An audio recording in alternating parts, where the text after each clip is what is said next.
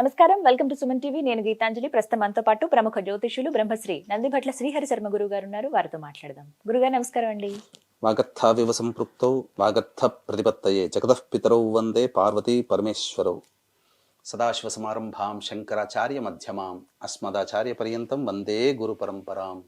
ఆదిత్యాయ చ సోమాయ మంగళాయ బుధాయ చ గురు శుక్ర శనిభ్యశ్చ రాహవే కేతవే నమః. శృంగేరి జగద్గురు పీఠాధిపతులకి, కంచి పీఠాధిపతులకి నమస్కారములు తెలియజేసుకుంటూ కార్యక్రమాన్ని ప్రారంభిద్దాం. గురుగారు, కార్తీక మాసం ఏదో ఒక విశేషం ఉండే ఉంటుంది. ప్రతి ఒక్కటి చాలా విశేషమైన రోజులు. అప్పుడు ఎలా అసలు పూజను చేసుకోవాలి, దీపాలు ఎలా వెలిగించాలి, శివాలయానికి ఎలా వెళ్ళాలి, ప్రదక్షిణ ఎలా చేయాలి, ఇవన్నీ మాకు చెబుతూ వచ్చారు. ఇందులో భాగంగా ఇక అప్పుడే కార్తీక మాసం అయిపోతుందా అని అనిపించింది. 4వ సోమవారం 25వ తారీఖున 4వ కార్తీక సోమవారం. ఆ రోజున ప్రత్యేకించి ఏమన్నా పూజా విధానం అంటూ ఉందా? ఎలా చేసుకోవాలి పూజ? దీపాలు ఏమన్నా ఆ రోజు వెలిగించాలా? అసలు పూర్తిగా ఉదయం లేచిన దగ్గర నుంచి సాయంత్రం వరకు 4వ సోమవారం ఎలా పాటించాలి? కార్తీక సోమవారం ఇక చివరి దశకు వచ్చేసింది అన్నట్టుగా. ఇక 4వ సోమవారం అతి దగ్గరలో ఉండిపోయింది. అంటే ఇన్నాళ్ళు వరకు కూడా పరమేశ్వరుని ఆరాధనలో తరించిపోయినటువంటి భక్తజనానికి అయ్యో ఇంత తొందరగా ఈ కార్తీక మాసం అయిపోతుంది, ఇక మిగిలింది ఒక్క సోమవారమే కదా అని చెప్పి ఇంకా అత్యంత భక్తి ప్రపత్తులతో ఈ యొక్క కార్తీక సోమవారాన్ని జరుపుకునే వాళ్ళు కూడా ఉన్నారు. చాలా మందికి మహిళలకి కూడా అనేక రకాలుగా అడ్డంకులు వచ్చిన వాళ్ళు, మైల వచ్చిన వాళ్ళు, కార్తీక మాసంలో సరిగ్గా ఆచరించలేకపోయామే, ఈశ్వరుని ఆరాధన చేయలేకపోయామే అని బాధపడేటువంటి వాళ్ళు, ఇక ఇంకా ఎన్నో రకాలు చెప్పినా ఆ ఈశ్వరుని అనుగ్రహం పొందాలనే తపన ఉండి ఇంకా చేస్తే బాగుండు అనుకునేటువంటి వాళ్ళకి ఇక ఈ కార్తీక ఆఖరి సోమవారం చాలా పర్వదినంగా చెప్పవచ్చు. ఎందుకనంటే ఇక దశమి తిథి, ఆ రోజున కృష్ణ దశమి తిథి, పైగా రవి నక్షత్రమైనటువంటి ఉత్తర నక్షత్రం ఉన్నటువంటి రోజు సోమవారం అవ్వడం అంటే రవిచంద్రుల సమాగమం. సోమవారం చంద్రుడికి సంబంధించిన రోజు. ఆ రోజు ఉన్నటువంటి నక్షత్రము ఈ యొక్క ఉత్తర నక్షత్రం అంటే రవికి సంబంధించింది. దశమి తిథి విజయానికి సంబంధించింది. కాబట్టి ఏ సంకల్పంతోనైతే ఈ ఈశ్వరుని ఆరాధన ఆ 4వ సోమవారం రోజున చేస్తారో అటువంటి వాళ్ళకి ఆ సంకల్పంలో విజయం లభిస్తుంది. విజయాన్ని పొందాలి, ఈశ్వరానుగ్రహాన్ని పొందాలనుకునే వాళ్ళు కనీసం ఈ ఆఖరి ఇప్పటి వరకు ఈశ్వరుని దేవాలయం చూడలేదు అనుకునే వాళ్ళు కూడా ఈ కార్తీక సోమవారం ఆఖరి సోమవారం 25వ తారీఖు రోజున వచ్చేటువంటి సోమవారం రోజున చక్కగా ఎవరైతే ఈ ఈశ్వరుని ఆరాధన చేస్తారో వాళ్ళకందరికీ కూడా మంచి జరుగుతుందమ్మా. ఎందుకంటే శివానుగ్రహం అనేటువంటిది అతి దుర్లభమైనది ఏమీ కాదు. ప్రతి సామాన్య మానవుడు అనగా ఎరుకల వాడైనటువంటి తిన్నడు కూడా శివానుగ్రహాన్ని పొంది కైలాసం ముక్తి పొందాడు. కాబట్టి ఈ ఈశ్వరానుగ్రహం పొందడానికి కులమత విచక్షణ అంటూ లేదు. ఇతర మతాల వాళ్ళు కూడా ఈశ్వరుని ఆరాధించి పొందిన వాళ్ళు ఉన్నారు. మరి ఆ రోజున ఎలా చేయాలండి పూజ? ఒక చిన్న సందేహం అండి. కొంతమంది ఇప్పుడు ఆ రోజున ఉపవాసం ఉందాం అనుకున్నప్పుడు ఉదయం పూట వెళ్ళి దీపం వెలిగించేసి ఆ రోజంతా ఉపవాసం ఉంటారు. కొంతమంది లేదు, పొద్దునంతా ఉపవాసం ఉండి సాయంత్రం వెళ్ళి దీపం వెలిగిస్తారు. ఏది సరైన పద్ధతి? అలా ఉందా? మనకు శాస్త్రం ప్రకారం చెప్పబడి ఉన్నది ఏంటంటే ఉషః కాలము సంధ్యాకాలంలో ఖచ్చితంగా ఆ ఇంట్లో దీపారాధన చేయాల్సింది. కాబట్టి ఉదయాన్నే బ్రహ్మముహూర్తంలో మనం నిద్ర లేచిన తర్వాత కాలకృత్యాదులన్నీ తీర్చుకొని ఉదయం 4 to 5 మధ్యలో శివ పరివారం పటానికి చక్కగా పూలమాల వేసి అవకాశం ఉంటే శివలింగానికి అభిషేకం చేసుకోవాలి. అన్ని రకాల ద్రవ్యాలతో, ఎన్ని రకాల రసాలు దొరికితే అన్ని రకాల పళ్ళ రసాలతో ఆ రోజున అభిషేకం 4వ సోమవారం అత్యంత వైభవోపేతంగా చేసుకోవచ్చు. ఆ విధంగా అష్టదళ పద్మం వేసి శివలింగం పెట్టిన తర్వాత 3 తమలపాకులు పెట్టి ఆ 3 తమలపాకుల మీదుగా ఆ 3 తమలపాకులో పసుపు కుంకుమ పుష్పములు జల్లి, పుష్ప రెక్కలు లేదా పుష్పములు జల్లి అప్పుడు శివలింగం పెట్టి ఆ శివలింగానికి కనుక అభిషేకం చేయించిన తర్వాత, లేదా అభిషేకం చేసుకోలేని వాళ్ళు ఆ శివ చిత్రపటానికి నమస్కారం చేసుకొని ముందుగా గణపతి ఆరాధన చేసుకోవాలి. గణపతిని అన్ని వేళలా ఏ పని చేసినా నమస్కారం చేసుకొని గణపతి యొక్క అనుజ్ఞ తీసుకొని శివానుగ్రహం కోసం శివ సహస్రనామ పారాయణం అనేటువంటిది చేయండి. శివ సహస్రనామ పారాయణం. ఈ శివ సహస్రనామ పారాయణం చేసిన తర్వాత ఆ రోజంతా కూడా ఉపవాసం ఉండవచ్చు. ఉపవాసం లేని వాళ్ళు అనగా శరీర సహకరించిన వాళ్ళు భోజన పదార్థాలు తీసుకొని అనగా సాయంత్రం 5 గంటలకల్లా మళ్ళీ కాలకృత్యాదులు తీర్చుకోవాలి, స్నానం ఆచరించాలి. ఈ 5 గంటలకి భోజనానికి, 5 గంటల సమయానికి భోజనానికి మధ్య 4 గంటల వ్యవధి ఉండాలి. అంటే తీసుకున్న ఆహారం పచనం అయిపోవాలి, జీర్ణక్రియకి వెళ్ళిపోవాలి. ఆ 5 గంటలకు స్నానం ఆచరించి సంధ్యా సమయం ఎంత, 6 గంటల 14 నిమిషాలు ఎంతో ఉంటుంది సూర్యాస్తమయం.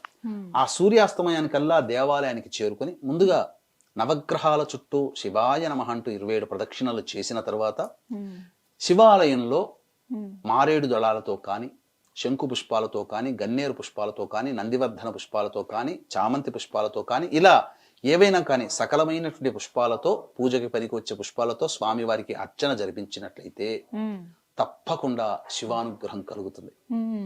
ఆ రోజున ఆ విధంగా చేయాలి. ఇక ముఖ్యంగా శివాలయానికి ఉదయము సాయంత్రం వెళ్ళవచ్చునమ్మా. కాబట్టి ఆ రోజున శివాలయం చుట్టూ శివ ప్రదక్షిణ చేయాలి. ఈ శివ ప్రదక్షిణ సందర్భంగా మనం ఇదే సుమన్ టీవీలో శివాలయ ప్రదక్షిణ ఏ విధంగా చెయ్యాలనేటువంటిది మనం వీడియో చేసి ఉన్నాం. ఆ వీడియోని వీలైతే కింద డిస్క్రిప్షన్ లో ఇచ్చే ప్రయత్నం చేద్దామమ్మా. అది లింక్ అది క్లిక్ చేయగానే ఇప్పుడు వీక్షించేటువంటి ప్రేక్షకులు ఈ వీడియో చూస్తుంటారు కదా, కింద ఆ శివాలయ ప్రదక్షిణ ఇలా చేయాలి లేదా ఎలా చేయాలనేటువంటి యొక్క నియమం ఉంటుంది. ఆ క్యాప్షన్ ని మీరు క్లిక్ చేస్తే ఖచ్చితంగా ఆ వీడియో మీరు చూస్తారు. ఆ వీడియో చూసిన విధంగా శివాలయ ప్రదక్షిణ చేస్తే, ఒక ప్రదక్షిణ చేస్తే అలా 10,000 పర్యాయాలు శివ ప్రదక్షిణ చేసిన ఫలితం కలుగుతుంది. కాబట్టి అత్యద్భుతమైనటువంటి మహిమాన్వితమైనటువంటి ఈ శివ ప్రదక్షిణని ఖచ్చితంగా తక్కువలో తక్కువ కాకుండా 9 ప్రదక్షిణలు చేయాలి. లేదు ఇంకా శక్తి ఉంది 41 చేయండి, 108 చేయండి. 108 ఇంటూ 10,000 అంటే ఎంతమ్మా? 10 కోట్లు. అసలు ఊహించలేము. కాబట్టి అటువంటి ప్రదక్షిణలు మనం శివ ప్రదక్షిణ చేసినటువంటి ఫలితం వల్ల కలుగుతుంది. కాబట్టి అవకాశం ఉన్న వాళ్ళు ఈ విధంగా చేయండి, తప్పకుండా శివానుగ్రహం కలుగుతుంది.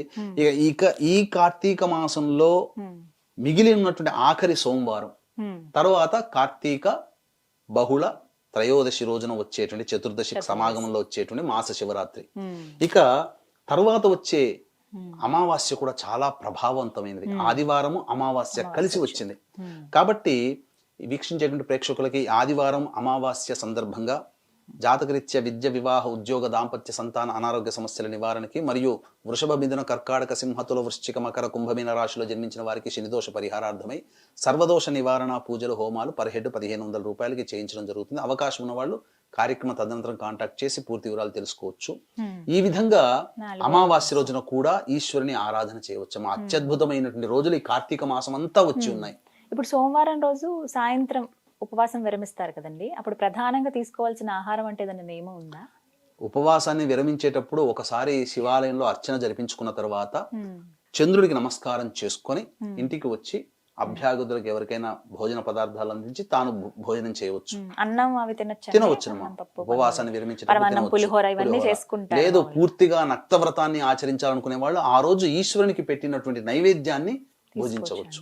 ఇంకా చెప్పాలి అని అంటే ఈ సూర్యాస్తమయ సమయంలో ఎవరైతే ఈశ్వరుడికి అన్నాభిషేకము జరుపుతారో ఆ అన్నాభిషేకం జరిపినటువంటి పదార్థాన్ని పడవేయకుండా కుటుంబ సభ్యులందరూ కూడా భోజనంగా స్వీకరించవచ్చు. తప్పు లేదమ్మా.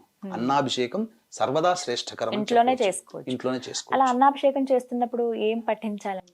శివనామాన్ని పఠిస్తూ అన్నాభిషేకం అంటే ప్రెషర్ కుక్కర్లో అయితే ముద్దగా అవుతుంది, గంజి వార్చినట్లయితే మల్లెపూలలాగా పొడి పొడిగా అవుతుంది. చల్లారిన తర్వాత ఆ విధంగా చేతులతో తీసుకొని ఇలా భస్మాన్ని ఏ విధంగానైతే అభిషేకం ఇలా చేస్తామో ఆ స్వామి వారిని కూడా ఇలా అభిషేకం చేస్తుంటే ఆ శివలింగం మీద పడుతున్నప్పుడు సందర్భంలో శివ శివ శివ శివ అనుకుంటూ చేయాలి. ఈ విధంగా శివాభిషేకము ఈ విధంగా చేయడం వల్ల ఈశ్వరుని యొక్క సంపూర్ణమైనటువంటి అనుగ్రహం కలుగుతుంది. ఎందుకంటే కలియుగే అన్నగత ప్రాణ అంటే మానవుడి జీవితం అంతా కూడా అన్నం మీద ఆధారపడి ఉంటుంది.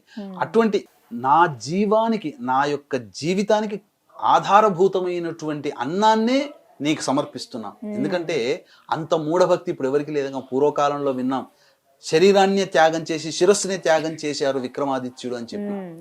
అటువంటిది కానీ అటువంటి త్యాగం మనం చేయలేమమ్మా. అటువంటి త్యాగం చేయలేనప్పుడు దానితో సమానమైనటువంటిది ఏంటి? కలియుగే అన్నగత ప్రాణ. ఆ అన్నాన్ని అనగా భావన చేస్తూ నా ప్రాణాన్ని నీకు సమర్పిస్తున్నాను మహానుభావ, స్వీకరించు, నన్ను అనుగ్రహించు అని చెబుతూ ఆ శివాభిషేకం గనక ఆ అన్నముతో గనక చేసినట్లయితే ఆ ఈశ్వరుడు సర్వదా సంతోషిస్తాడు. మనల్ని కంటికి రెప్పలాగు ఆ యొక్క శివానుగ్రహం మనం వెంటాడుతుంది. కాబట్టి మనకు అపకారం చేయాల్సినటువంటి వ్యక్తికి కూడా ఆ శివానుగ్రహ ప్రభావం వల్ల ఆ అపకారం తొలగిపోతుంది అని అంటే కేవలం వ్యక్తే కాదమ్మా, మనల్ని జాతకరీత్యా మన జీవితంలో ఎదురయ్యేటువంటి దుర్ఘటనలు కూడా ఆ దుర్ఘటనలో శివానుగ్రహం చేరడం చేత అవి దుర్ఘటనలో దూరం అయిపోతాయి. కాబట్టి అటువంటి జాతకంలో ఉండే దోషాన్ని కూడా తొలగించుకుపోయేటువంటి శివానుగ్రహాన్ని ఈ విధంగా ఎవరైతే చేస్తారో వాళ్ళకందరికీ కూడా సర్వదా శుభముగా ఉంటారని చెప్పడంలో ఏమాత్రం సందేహం లేదమ్మా. చక్కగా వివరించారు గురుగారు. నమస్కారం అండి. సర్వం శ్రీ ఉమామహేశ్వర పరబ్రహ్మార్పణమస్తు.